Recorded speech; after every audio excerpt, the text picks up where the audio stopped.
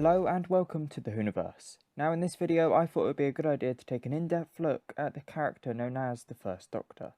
This video will feature a look at the character's identity and personality, as well as a brief history or timeline of events, and a look at the friends and foes he's encountered, all to answer the question on many people's minds: who is the First Doctor?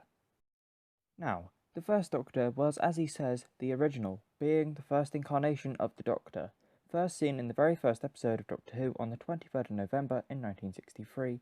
The episode was called An Unearthly Child. He was originally portrayed by the actor William Hartnell from 1963 to 1966. However, the character has reappeared on notable occasions, such as in 1973 in a Three Doctor special, with the First Doctor played by William Hartnell. Then, the character reappeared in 1983, but played by Richard Hurndall in The Five Doctors. And then we have his most recent appearance in the Christmas special in 2017, Twice Upon a Time, with the First Doctor portrayed by David Bradley. So many actors have held the name, but what was this incarnation of the Doctor like?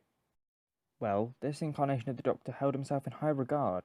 He was prone to criticising those whom he felt was naive or primitive compared to his intellect.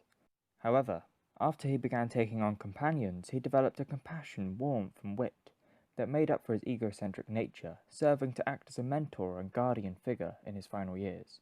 Originally a very difficult and grumpy person, the First Doctor matured from an apparent selfishness and became more inviting. His happier, kinder characteristics were fostered when he began to acquire an entourage of companions to accompany him throughout the wonders of the fourth dimension, and learn to be a caregiver with a sense of justice in a universe afflicted by evils. The First Doctor wore clothing that had an overall look of a late Victorian or Edwardian outfit, as he wore a black frock coat and a fawn waistcoat over a wing-collared shirt, usually a dark blue necktie, occasionally light checked, and creased check trousers. This incarnation of the Doctor also wore a ring with a large blue stone, and additional accessories seen from time to time are a monocle, a carved wooden cane, an opera cape, and a scarf, and sometimes a hat of astrakhan fur. The First Doctor made his way through time and space in the same TARDIS that his future selves will use. The exterior and interior have changed over time, much like the character. The TARDIS shown in the 2017 Christmas special isn't entirely accurate. As we can see, the roundels on the walls are from the curator's museum scene in Day of the Doctor, and other notes, including the addition of an extra brass pillar and numerous other small cosmetic changes, are different to the original TARDIS set. The First Doctor's TARDIS actually looked like this in the 1960s. It was clean, organised, scientific, and featured an almost factory fresh look, with everything plain and simple. The First Doctor lacked the skill and practice in his time to pilot the TARDIS perfectly, having only just acquired the space and time travelling machine. This lack of control added a sense of adventure to every story, as no one knew where the TARDIS was going to take them next. Now, the First Doctor met many faces and had many great adventures, so here is a brief timeline of the First Doctor's adventures. This timeline is just a quick overview of the First Doctor's era, so not all of his travels will be featured to avoid spoiling them for anyone who wants to watch them. However, this timeline does feature the companions' exits and circumstances of those exits. So, beginning after he fled his homeworld of Gallifrey, his travels through time and space were mostly random, owing to faulty components in his TARDIS. Initially, he travelled only with his granddaughter Susan Foreman. They settled for a time on Earth in 1963, where Susan was a student at Coal Hill School. He was forced to abruptly depart from Earth with Susan's teachers, Ian Chesterton and Barbara Wright, kidnapping them from their own time after they went to investigate their unusual pupil.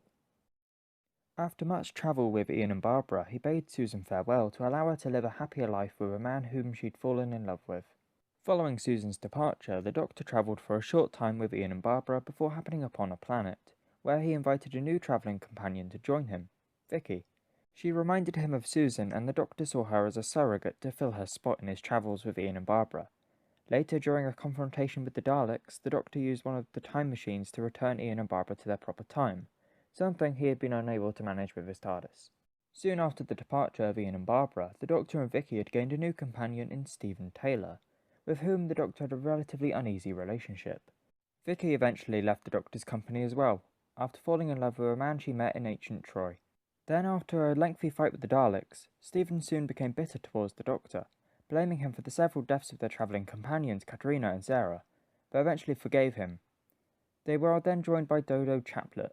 Ultimately, though, Stephen decided to stay to help a civilization they had encountered, while Dodo was later injured in an adventure and decided to remain home in their own time. The Doctor was taken by a time scoop to the Death Zone, where he was briefly reunited with Susan. While there, he defeated a Dalek by trapping it in a narrow corridor, where its own weapons fire ricocheted back at itself, destroying it. He was reunited with his second and third incarnations and met his fifth incarnation.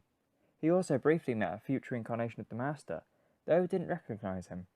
After these events, the Doctor found himself joined by Ben Jackson and Polly, to whom he was much more kind. He hoped to prevent them from leaving as Stephen had. Then, at some point during all these adventures, the First Doctor teamed up with his 12 successors to save Gallifrey from destruction at the end of the last Great Time War, but lost all memory of the event due to the timelines not being synchronised. Also, some point prior to his regeneration, the First Doctor helped two of its successors in defeating Omega. The First Doctor met his end after battling the Cybermen of Mondas in Antarctica in December 1986.